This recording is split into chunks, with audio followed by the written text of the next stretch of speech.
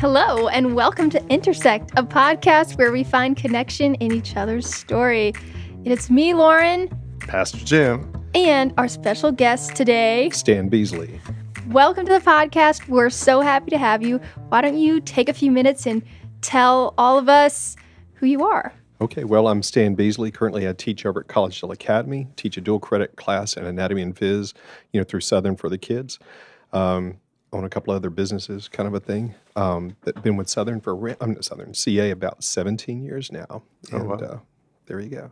Wow, 17 Awesome. years. So this is 2023. So that was like 2006, okay, somewhere in there. yeah, So, yeah, right before the crash. Yeah, I guess it was Yeah. 16 years, somewhere in there. Yeah. So, well, this is interesting because I've seen Stan. He's come to like pastors' meetings, and he presented one time on creation.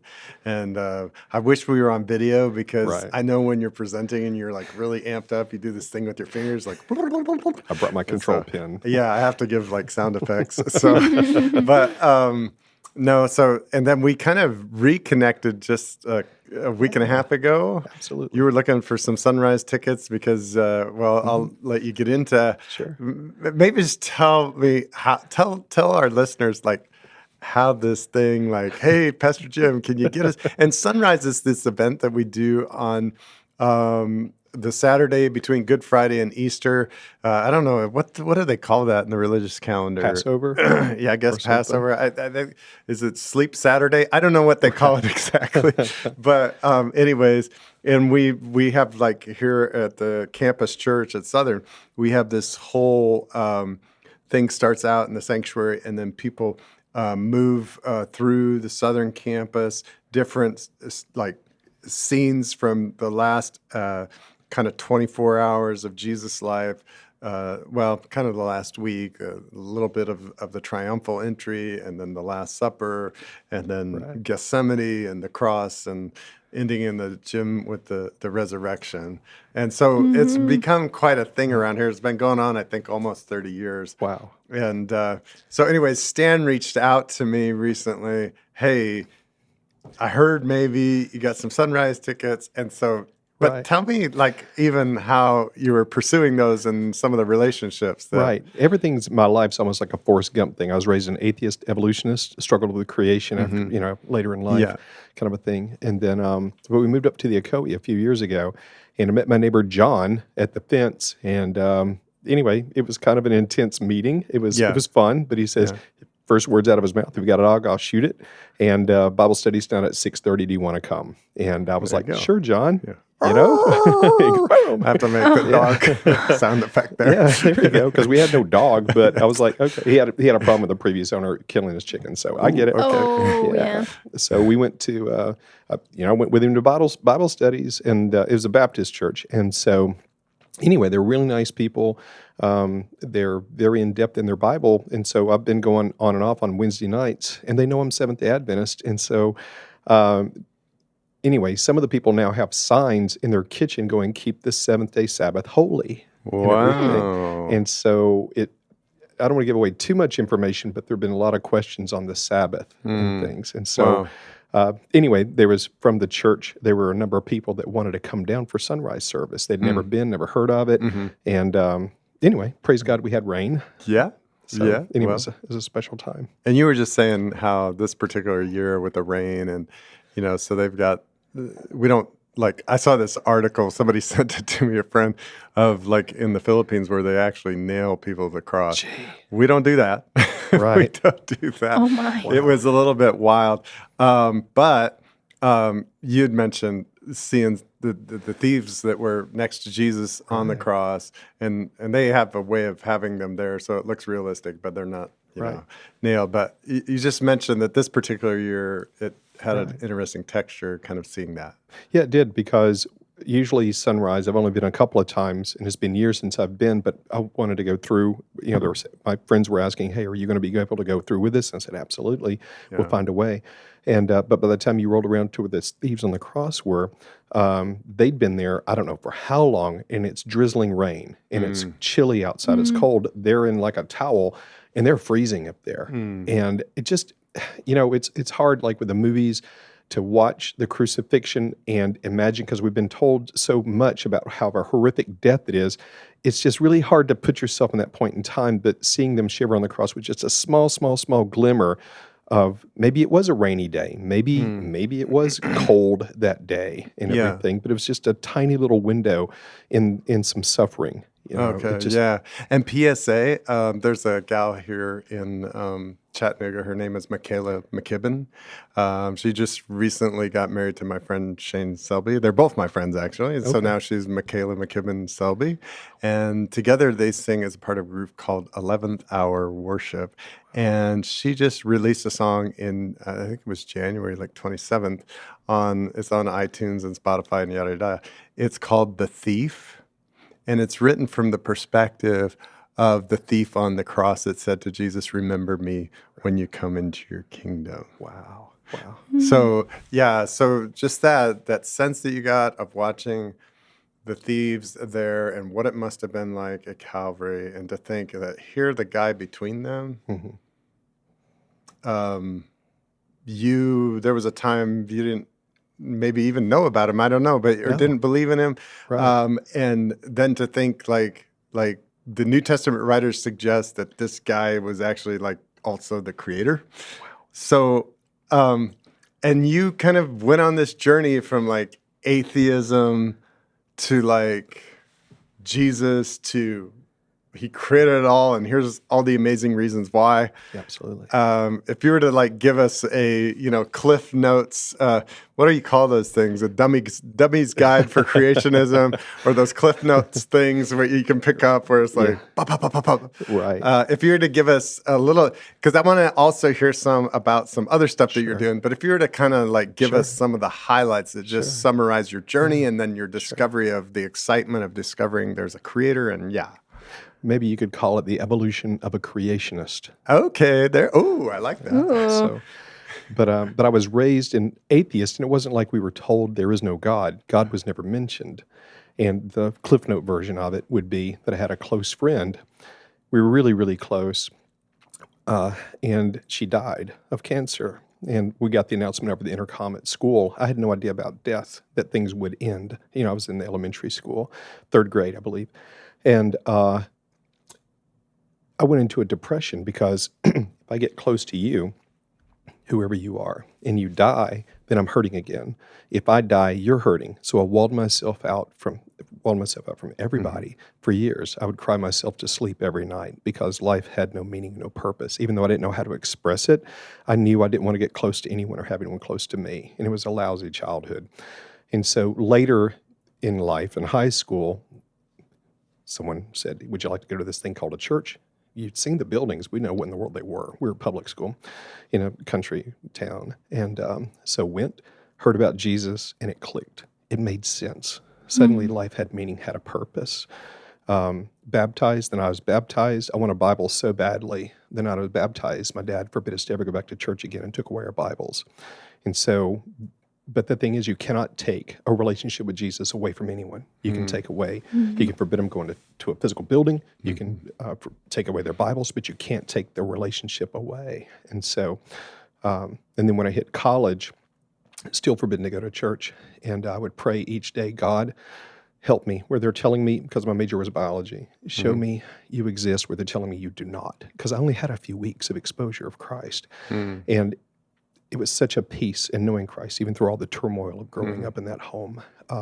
Anyway, I guess God was faithful. And so it was really early on where that situation with your friend dying really just shook you up. You're like, "I'm wanting something." There was there's just a perplexity. Like there must be something more. No, there was an emptiness. It was like, if this is it. Yeah. It was just empty. And that's why I relate more, no kidding. Like I spoke in Taiwan a couple of years ago, and a week before I left, I asked her flying me halfway around the world. And I'm like, I asked the guy, like, "Now who am I speaking to?" And the guy took a breath and he goes, "Stan, 99% of them are atheists." And I was like, "Cool. I love atheists." I mean, not the choice, but I can relate and I get it, you know? So it's easy to talk to.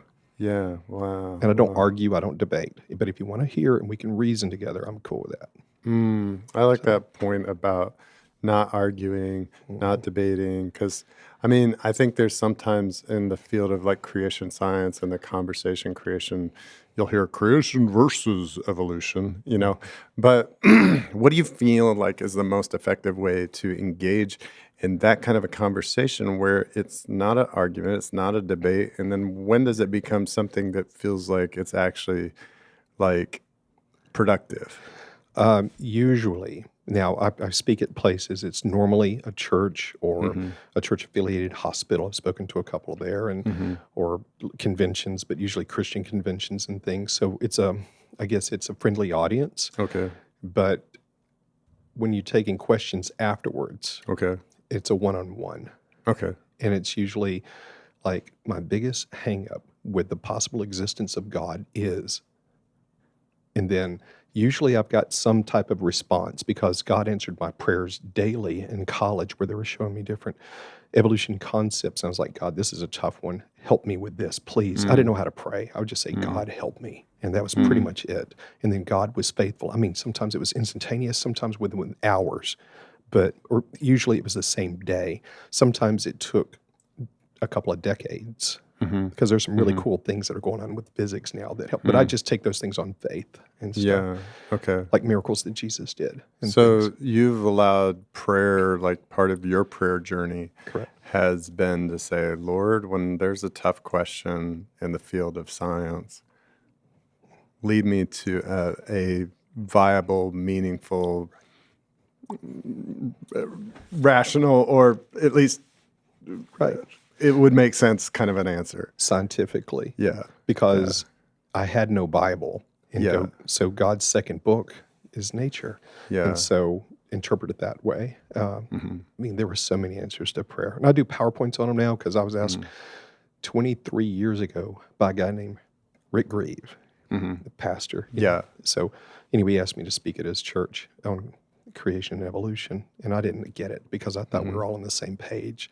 But everyone's got different ideas on things. I did not know. I thought we were all the same, So Yeah. What's a common question that you might get that you feel like God gave you an answer to that people have found helpful? there are so many. There's one would be, how do you have light in the beginning in Genesis, and we don't have a sun? In 2016 at the Max Planck Institute, they released an article that you had light first. It's cosmic microwave background radiation. That's light. If we think of what is light, I remember in the 7th grade, it's hard to describe this. I've got a PowerPoint, but you can see that radio waves all the way to gamma rays, microwave rays, UV rays, and visible light. That's all electromagnetic radiation. All of it is light. We just see what is called visible light, and that's a very, very, very, very small spectrum on the light. If you can see, whatever see and not see light. So cosmic microwave background radiation is light. And they said, first you had light. That was the seed of stars and galaxies that we have today. And so if you think about it, how could you, it's more evidence that supports intelligent design, because if this was just a made-up story in Genesis, it would be logical that the farmer or agricultural person, would have written down, oh yeah, there was a sun, and then we had light. No, you had light, and then the sun was created. And it's exactly the way science backs it up now. Oh, that's so interesting. You know what you're saying that? Because you said like that, like light is electromagnetic radiation. Okay, so correct me on this. I'm just entering the field that I don't really belong in, but Great. we'll just dive in. Yeah, why not? So I was listening to this gal years ago, Linda Cavanis, and she was working at La Sierra University. Her son had a brain condition that caused him to die young. And that took her, in working with her son, into the field of brain science. And as she got into that field, I want to say maybe, is Claremont out there close to La Sierra? I don't know. It was some prestigious school. It might have been Pepperdine. I can't remember. But she got talking to these people that were working in the medical field, and there was a fairly new field of study, neurocardiology. And so one of the things she shared with us is that apparently the heart has the strongest electromagnetic field of the body. Is that Wow. correct? Yes. It is. Okay. Just checking. And if you don't know, Get you're a allowed. cardiologist will call you in a Yeah. moment and just Yeah. go, no, you're wrong. Okay. But you got the natural pacemaker. You got Yeah. anyway, sonoratrial So node. it just makes me wonder, okay, so if it produces an electromagnetic field, is it producing a light we could see if our eyes were sensitive enough? If you could detect it, I guess Yeah. on the electromagnetic spectrum, I'm sure, on something, it Yeah. seems, because it's an electrical impulse. Now, I know it's electrical impulse. Now, then you mentioned Yeah. this electromagnetic spectrum. If Yeah. they're mentioning that, Yeah. then it should be able to be picked up with Well, some that'd be instrument. now you can research that. I've given you something to now you've given me research. something. So, okay. So you mentioned this example of light. That's a question that's come up that you feel like God has led you to an answer. Another question I have is like, do you find sometimes that the questions around science might be the presenting reasons for why people are like, I can't buy into God, but then sometimes there's deeper emotional reasons or... Yes. I think like Europe has been plunged into agnosticism and atheism for the past number of decades, and it's starting Yeah. to spread here in North America. And so I was given a talk a couple of years back in eastern Tennessee, northeastern Tennessee, and won't name the place, but they advertised very well. They had, is there a God? Is there, evidence for creation? And they had these billboards everywhere, radio, the whole 9 yards. And so on that opening night, someone pulled me aside and said, we did a series, 6 months earlier. One person showed up on opening night and they didn't come back, so don't get your hopes up. Like, well, that's faith, right? So on that first night, there were 65 non-believers there. Wow. Wow. And the next night, 66. Wow. And then at 67, the next one. And so I think the idea now is almost doing a reset. First, it just seems in some areas, first you got to establish, is there even a God? Is there science evidence that supports intelligent design? Because there's so many questions about, is the Bible even real? Yeah. So if you can, with some people, take those baby steps, it's like, yeah, science backs up. that So we it's had to have almost like intelligent design. before we can talk about Yes. God, we have to Right. be able to talk about all the excuses why we say there's no God to talk about. Or something, or evidence that there is intelligent design. Right. And then we get into the Bible more Okay. on that part. Yeah. Like if you think of it, if we are the most, according to evolution, if we're the most evolved organism on this planet Yeah. with 100 billion, neurons and connections for our brain, even the most complex organism. So why is it that, according to Darwinian theory, and I know people are into neo-Darwinian theory, whatever, but if it's survival of the fittest, natural selection, then if you think about the very basic thing, like with childbirth, you see in nature, you see like an elephant, there's a newborn elephant. They're both walking around. Antelopes, they're both walking around, mom and calf. Hippos, the mama hippo has to push the baby hippo up to the surface for that first breath, otherwise it won't make it. And yet, so many females die in childbirth, unfortunately. You got to go to the doctor, all these checkups, everything else. And it's very intensive in things where God said there would be pain in childbirth. You don't see that in the other organisms and everything. So anyway, to me, it points out the validity more of the Bible, that if we're the most evolutionary advanced organism on the planet, then we should have the easiest childbirth of all, it seems. Why would natural selection favor pain? It doesn't make any sense. Like if we had other primates that we evolved from. Or So there's missing link. no signs essentially that like other creatures that give birth experience pain like humanity does. Right. Wow. If you think about it, things that we take for granted. I had someone ask me, I had a pastor ask me, a few years back, and it's like, there are people who believe in theistic evolution. And I'm like, what in the world is that?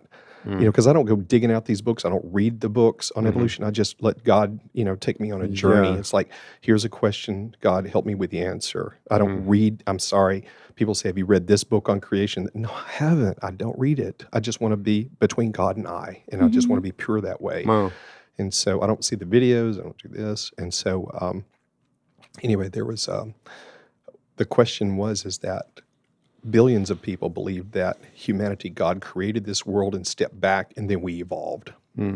Okay, so we have a soul that can be saved. So my question is that if you have, let's say Adam, okay, let's say that if according to these people that he evolved, and so if Adam was raised by an earthly father, an earthly grandfather, would there have been love? You have all this parental care, there would have been affection. And so could you imagine then that if Adam is the first being that evolved a soul that could be saved, when Adam gets to heaven, reunites with Jesus, and then asks, and I'm being very brief on this, it's like, hey, where's my dad? Where's my grandfather? And Jesus has to tell him, it's like, sorry, Adam, you were the first soul that could be evolved, that evolved a soul, that could be saved. So there was like no active humanity, or in Adam's case, like divinity, and it's like it's a level of depersonalization. Like if Adam evolved, then kind of maybe God set the process in motion for Adam, but then the rest of us it gets personal for us. But there's a level. That's really interesting. Of course, I always like the question, did Adam have a belly button? But I probably didn't. Yeah. I'm probably going to get in trouble on that one. Yeah. But there's some more stuff. Unless, of course, he just like scooped it out. Because, exactly. sculptor, I don't know. Yeah, remove the first lint, that dust or mud or whatever. And there you go. And there you go. Boom, there's a little that ASMR going on. Blowing out the belly button. Okay, so I learned about ASMR yesterday. I'm a little schizophrenic sometimes. No, you're good. But, well, so, let's shift a little bit.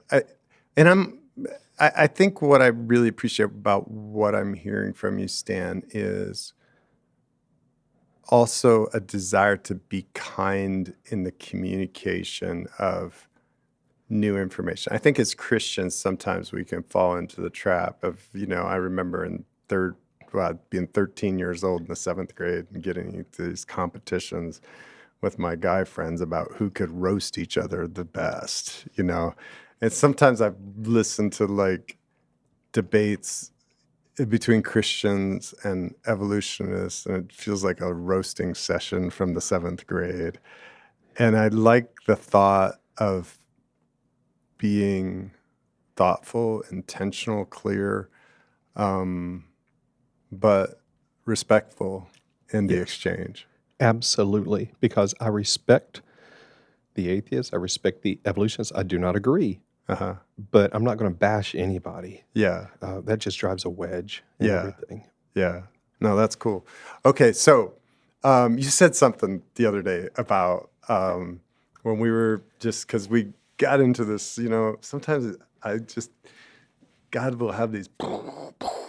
And I'm like in a conversation, I'm like, oh, this is an intersection. You got to come on this podcast.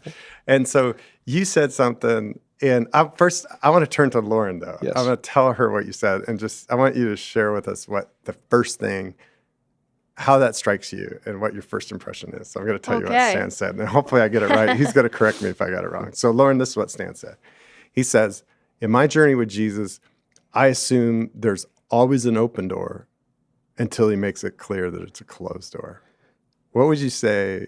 Did I get that right? You were close. Okay. I assume every door is open. Okay. All doors are open. Okay. It doesn't mean that we just have one choice sometimes. You can do multiple things, and they're all okay with God. Yeah. We don't need to have tunnel vision with God. Right. The only tunnel vision that we have is when Christ came out of the tomb. Yeah. Okay. Absolutely. Wow, I think that's super powerful. And especially like being a college student, I feel like that's a thing that a lot of people that I know are like struggling with. Like they're like, oh, there has to be like one right thing. But I really like that because it's more like you could pick a lot of things and God can use you in whatever you choose to do. I really like that. Okay, so a little more intersection texture. I'm pointing the arrow at Lauren right now. So have you ever experienced that reality in your journey? And just thinking off the top of your head, is there any sense in which you've seen, yeah, every door is open, where you really felt energized by that? Probably like looking for jobs in like the summer and the school year and stuff. I'll like come up with these ideas and I'm like, oh, well, this is what I'm going to do because it's going to be fun. Uh-huh. Like just recently I interviewed for a position. I was like, oh, this is definitely what I'm going to do. My friends like work for this company. Oh, I'm sure I'll get the job. I didn't get the job. And I was like, sure, that was exactly what I was going to do.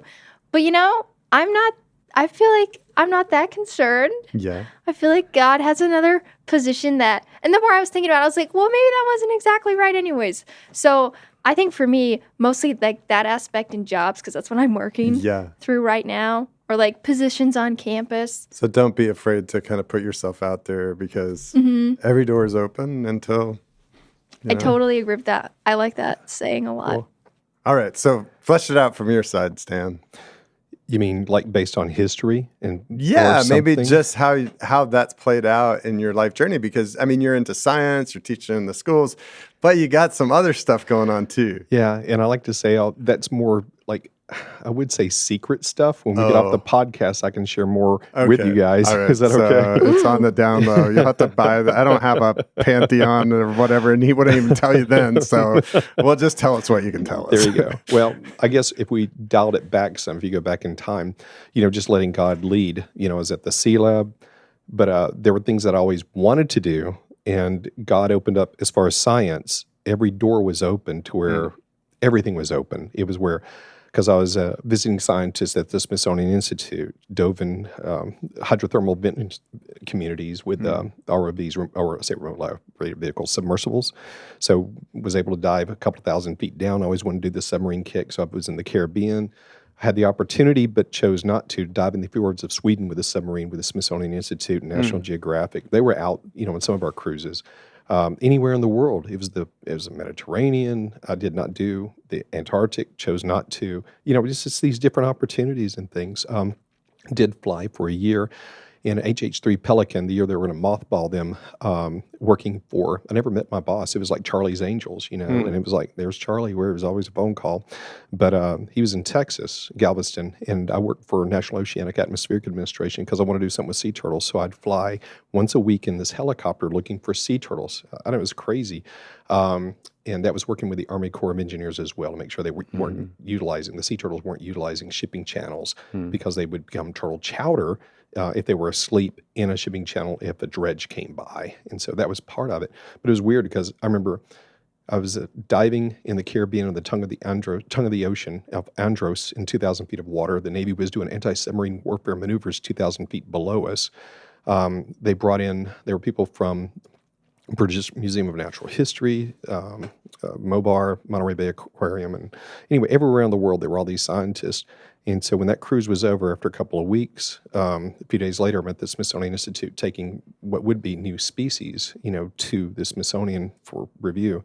And then like 3 days after that, I'm in this helicopter, flying around the northern Gulf of Mexico. It was super cool. So there are all kinds of doors open. So, and there were other things that were going on too and everything. Talk about the humanity of all those open doors, like the networking, like what advice would you have to a young person that's like, man, I want to experience these adventures. Like, where do you even start? Because I think sometimes people are afraid to put themselves out there, or they're afraid to, how do we find ourselves like stepping into intersections where we're finding connection with people? Yeah, you've heard it before. A lot of it is who you know, not what you know. And you be kind and make those connections.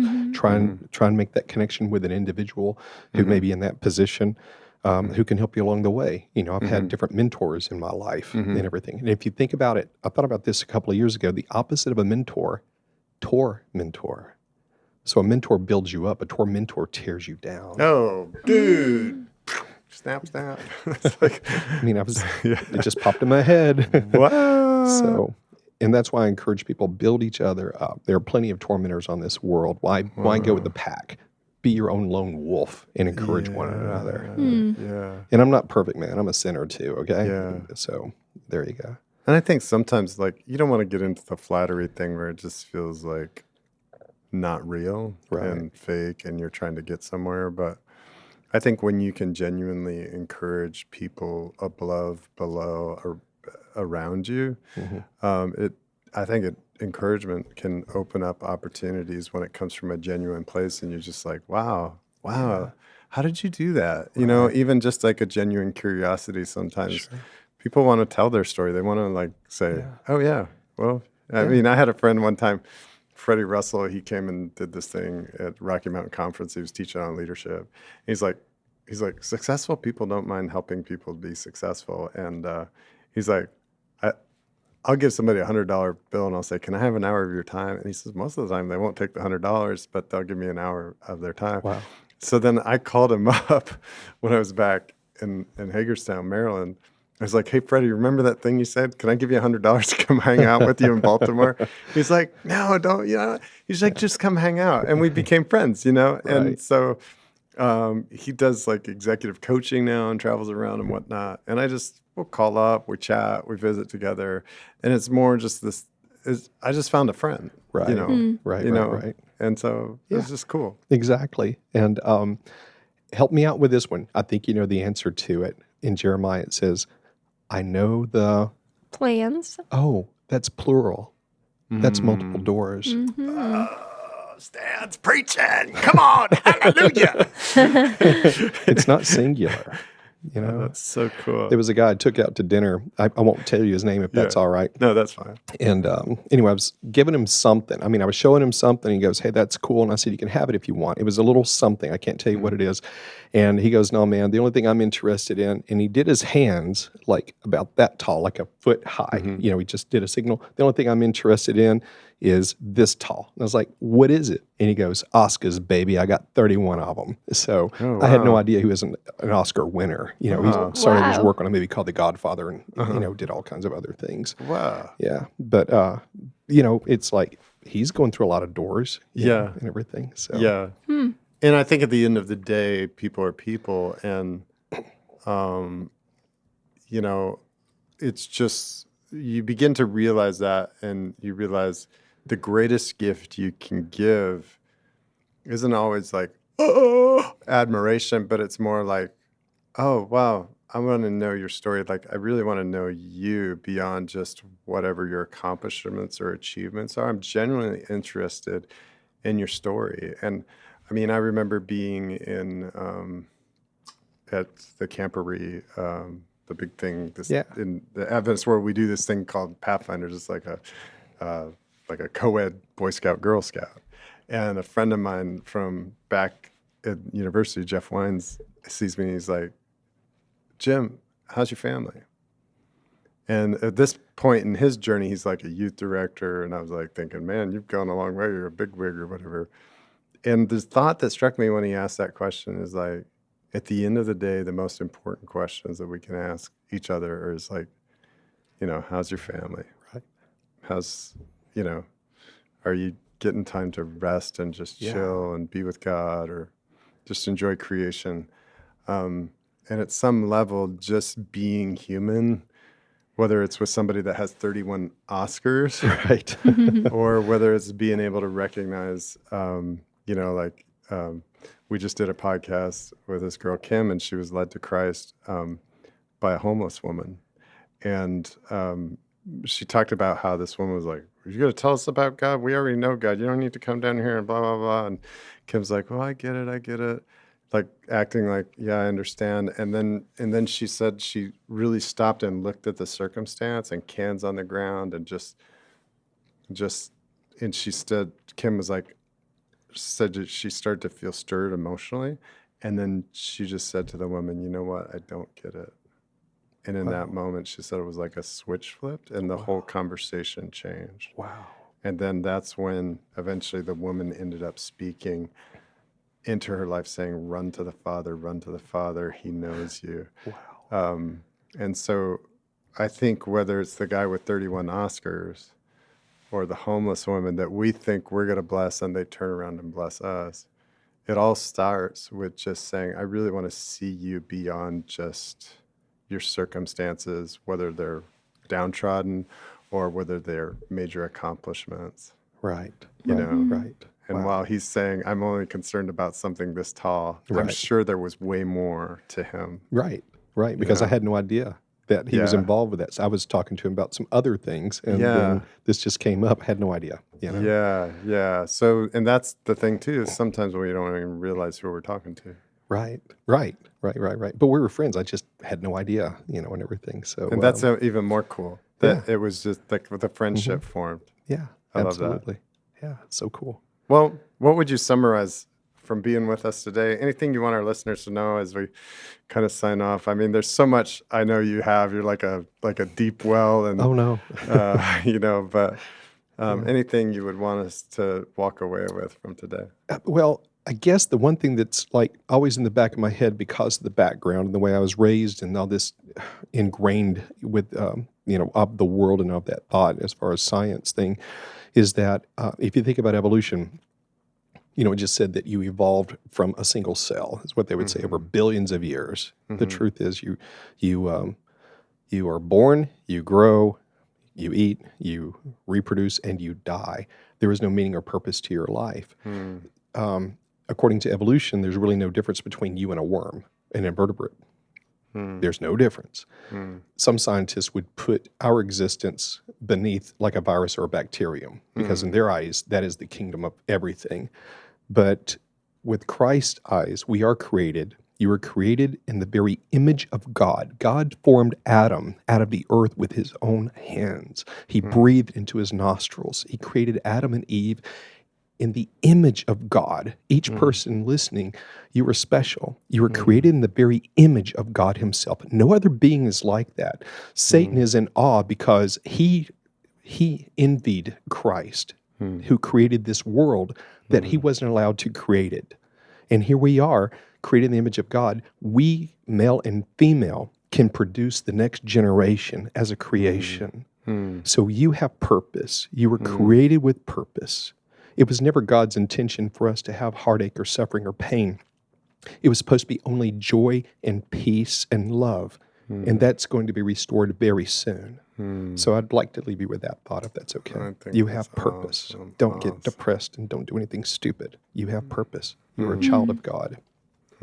Beautiful. Lauren, closing thought? Wow. that was Yes. super powerful. I feel like, Yeah. I think this was like a great conversation because I feel like we don't, in like everyday life, I guess we don't talk about science so much.